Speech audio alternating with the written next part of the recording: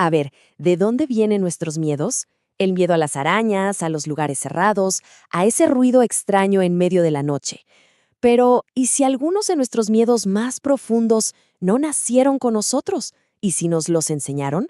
Bueno, prepárense porque vamos a explorar una de las historias más fascinantes y la verdad controvertidas de la psicología. Y todo se reduce a esta pregunta, tan simple como provocadora. ¿Se le puede enseñar a alguien a tener miedo? O sea, ¿el miedo es algo con lo que nacemos? ¿O es una respuesta que se puede construir como si fueran ladrillos en la mente de una persona, incluso en la de un bebé? Bueno, para responder a esa pregunta, en 1920, la ciencia se enfocó en un hospital y en un niño que no tenía ni la menor idea de que estaba a punto de convertirse en una leyenda de los libros de texto. Su historia nos obliga a replantearnos todo sobre la naturaleza de nuestras emociones. Ok, pero ¿por qué a alguien se le ocurriría hacer un experimento así? Para entenderlo, tenemos que viajar en el tiempo, a principios del siglo XX. En ese momento, la psicología estaba en plena revolución y había una nueva corriente de pensamiento que lo estaba cambiando todo: el conductismo. A ver, hasta ese punto, la psicología era toda sobre introspección, o sea, lo que la gente pensaba o sentía por dentro. Pero entonces llegó este psicólogo John B. Watson y dijo, un momento. Él argumentó que no podemos ver los pensamientos, pero lo que sí podemos ver y medir son las acciones. Y créanme, fue un giro de 180 grados que puso a la psicología en un camino completamente nuevo. Y así, de esa idea, nació el conductismo.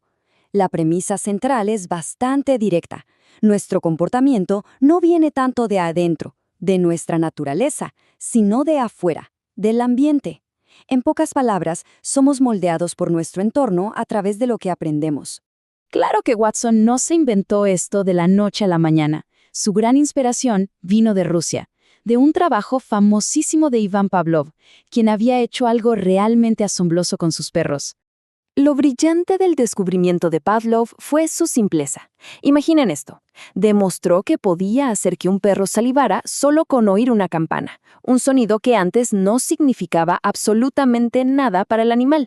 A este proceso lo llamó condicionamiento clásico. Básicamente, crear una nueva respuesta a través de la asociación de dos cosas. Y claro, esto llevó a Watson a hacerse una pregunta bastante audaz. A ver, si se puede condicionar una respuesta física, como salivar, en un perro, ¿sería posible entonces condicionar una emoción tan compleja como el miedo en un ser humano?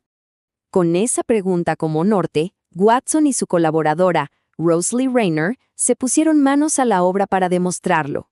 Y así, el escenario quedó listo para uno de los experimentos más famosos y, sí, también más polémicos de toda la historia de la psicología. El plan que siguieron fue súper metódico. Primero, se aseguraron de que el pequeño Albert era un bebé tranquilo, emocionalmente estable, sin miedos raros. Luego, empezaron a asociar algo neutro para él, una simple rata blanca, con algo que sí le daba miedo de forma natural, un ruido metálico, fuerte y súper estridente. Y después de solo 7 días, la conexión ya se había formado en su cabeza. Desde un punto de vista puramente científico, lo habían logrado. Habían probado su hipótesis. Demostraron que una fobia se podía aprender. Pero, y aquí es donde la cosa se pone complicada, el éxito científico del experimento es solo una parte de la historia. Y es que la historia del pequeño Albert no termina ahí, con la rata blanca. Para nada. De hecho, apenas estábamos empezando a ver sus consecuencias más oscuras. Resulta que el miedo que le habían creado no se quedó solo con la rata. Empezó a filtrarse, a generalizarse, contagiando a otros objetos en el mundo del bebé. A ver, el miedo ya no era solo a la rata. De repente, un conejo, la lana suave de un abrigo e incluso una máscara de Santa Claus provocaban exactamente la misma reacción de pánico. Lo que Albert había aprendido no era a temerle a un objeto en particular, sino a toda una categoría de cosas, cualquier cosa blanca y peluda. Y aquí viene el punto más crítico de todo esto, la falta ética más grande. Los investigadores crearon estas fobias, pero nunca, jamás las eliminaron. No hubo un plan para revertir el daño. Al pequeño Albert simplemente lo mandaron de vuelta al mundo con una maleta llena de miedos que antes no tenía. Y ojo, que esto no fue un simple descuido. Los registros del experimento muestran que Watson y Rayner sabían que su tiempo con Albert era limitado. Lo sabían con un mes de anticipación. Y a pesar de que Watson dijo que tenía la intención de desensibilizar al niño, nunca lo hicieron. Para muchos esto es una muestra clara de la poca preocupación que tenían por su bienestar. Y esa es quizás la parte más perturbadora de todas. Nunca más se supo de él. ¿Qué fue del pequeño Albert? ¿Creció para ser un hombre con una aversión extraña a los animales o a los abrigos de lana? La verdad es que no lo sabemos. Su vida, después del experimento, es una página en blanco.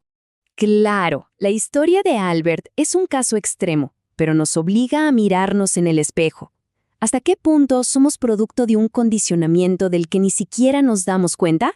Esta frase de Watson, que es famosísima y súper polémica, resume perfectamente la fe casi ciega que tenía en el poder del entorno para moldear a una persona desde cero.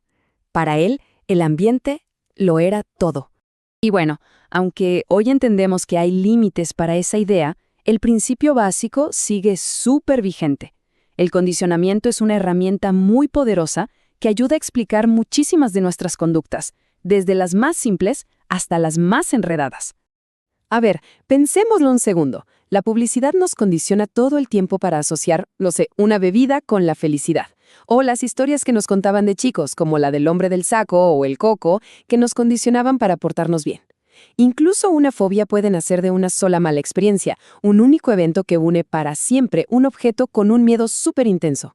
Algo que es importantísimo aclarar es que la ciencia ha cambiado, y mucho. La historia del pequeño Albert es, hoy por hoy, más que nada, una lección sobre lo que no se debe hacer, sobre ética. Hoy existen protocolos súper estrictos para proteger a cualquier persona que participe en una investigación. Un experimento así hoy sería simplemente impensable. Y así, más de 100 años después, la historia del pequeño Albert nos deja con una última pregunta. Una pregunta para que reflexionemos sobre nuestra propia vida. ¿Qué partes de lo que somos fueron una elección consciente? ¿Y qué partes son simplemente el eco de una campana que sonó hace mucho, mucho tiempo? Si te gustó este video, suscríbete, dale like y comparte con tus amigos. Además, comenta qué tema te gustaría aprender y lo haré un resumen para ti.